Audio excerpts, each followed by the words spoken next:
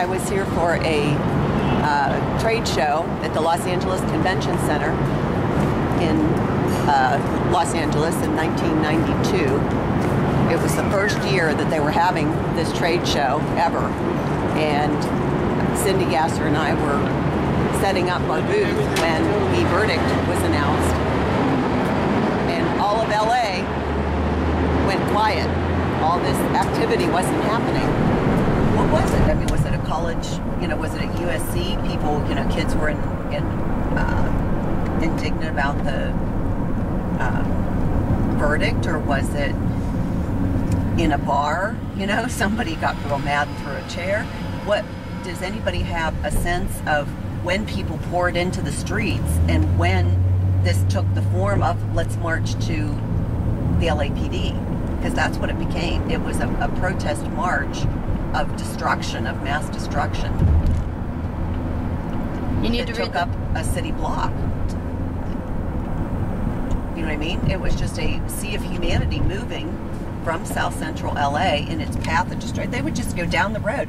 They rip the bars off of things, club the windows in, go take things, loot the store, beat the people. It was just senseless violence. You need to read The Tipping Point, because that's probably how it got started. Just the right person at the right place in the right time in the right conditions. Yeah. Well, and I think that's what happened. They started rioting in South Central, and there were a lot of people who were disgruntled, but then at some point it became a movement. It became a march. Not a march, but a path. It was a clear path. It was definitely going to Parker Center. And when they got to Parker Center, they did the same thing. They were calling in all the riot squads and bomb squads and other people.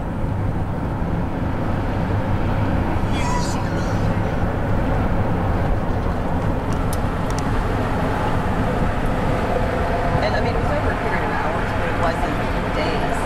The rioting lasted for days. Like the lady said, you couldn't go out after 10 o'clock at night. You were allowed to go to work and to home. That was it.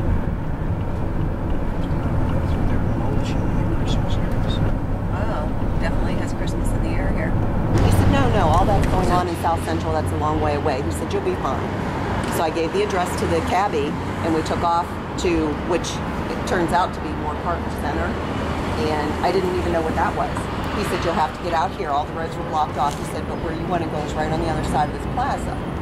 And I saw some people with picket signs and that type of thing. So when I got out of the cab, I started walking closer, and I saw a lot of young college students and a lot of people who were picketing. But I didn't understand where that was. And people said Parker Center, but no one said that's the home of the LAPD. That's LAPD headquarters, which is where everybody was converging. And that's where everybody from every direction was coming to Parker Center, and there's a knoll there. And everybody was standing on the knoll, and people were getting a little more aggressive and violent and talking about no justice, no peace. And so that's where we ended up. And that's where I couldn't leave from. I tried to leave. You couldn't get a cab. They blocked the streets off. The riot police came out. You could not leave.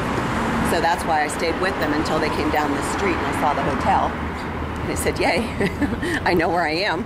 I ran back to the Biltmore, and the man opened the door for me in his white gloves, and he said, welcome to the Biltmore.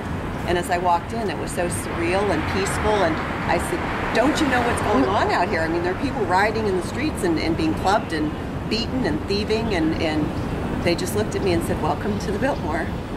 And I went into the bar, and everybody was watching it on TV when it was happening right here. It was 20 feet out the front door.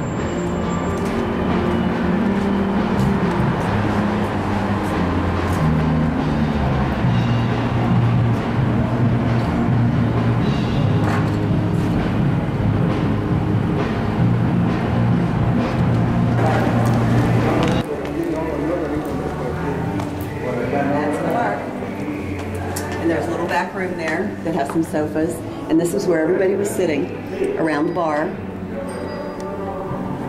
and they were all watching it on television.